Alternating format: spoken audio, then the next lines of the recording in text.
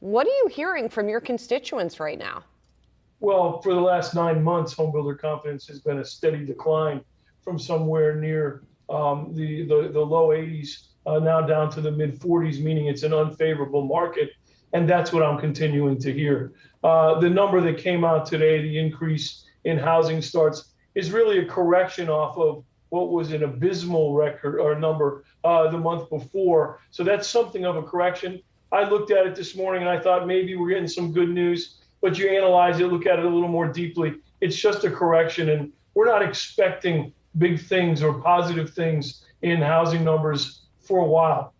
I mean, yeah, when we look across everything from existing homes that are already on the market and the number of bids starting to come down for those homes in the era where we are tracking, of course, some of the rising mortgage rates as well, to be able to even pay off that home over an extended period of time.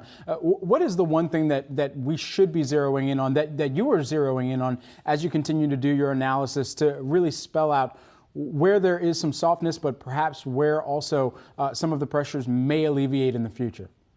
Well, first of all, let's make no mistake. We believe we're in a housing recession right now. Absolutely. No, bottom line, that's it. But this is a housing recession that is caused by policy, not by a lack of demand, it is by a lack of supply. But the lack of supply is because policies that are in place at the federal level, the state level, and the local level are all policies that suppress housing. This is something that the good news is, if policymakers want to end the housing recession, they can do so by changing some policies that impact the regulatory burden that is on home builders, which right now averages roughly 25 to 26% of the cost of a new house. They can make policy changes that improve the supply chain. You were talking about that just a few minutes earlier. But that's not the goal right now, Jerry. If the goal is more to ensure that the broader economy is able to combat inflation, housing is just one part of what they're trying to tackle more broadly. Housing is also the largest sector of the economy, and if you want to flirt with the danger of a serious, long-lasting housing recession, then I think you're flirting with the danger of a serious, long-lasting overall economic downturn.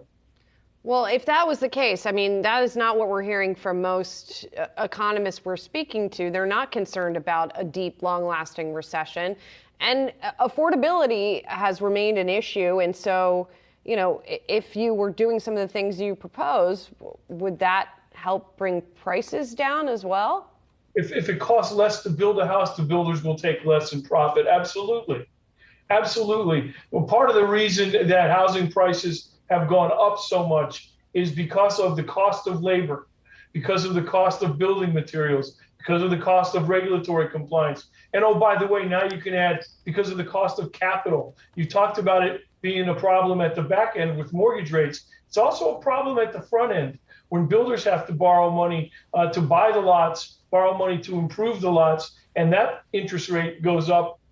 It gets carried on to the consumer. The housing affordability crisis is also a crisis of policy, not so much a crisis of supply and demand. And so, okay, I think what we can agree on is that nothing is happening in the short term that is changing the trajectory of rates or necessarily of housing policy in various places. I know there are some moves at the margins in terms of increasing supply. So given that, what do you think is going to continue to happen with housing demand and also with pricing right now? Well, I think there's going to be a lot of pent-up demand because when you have mortgage rates over 6%, you're pricing a lot of people out of the market. And we think they could go up as high as 6.25% before it's all over. So that's going to be a problem. But I really think that the first place to look for any signs of hope is in the midterm elections.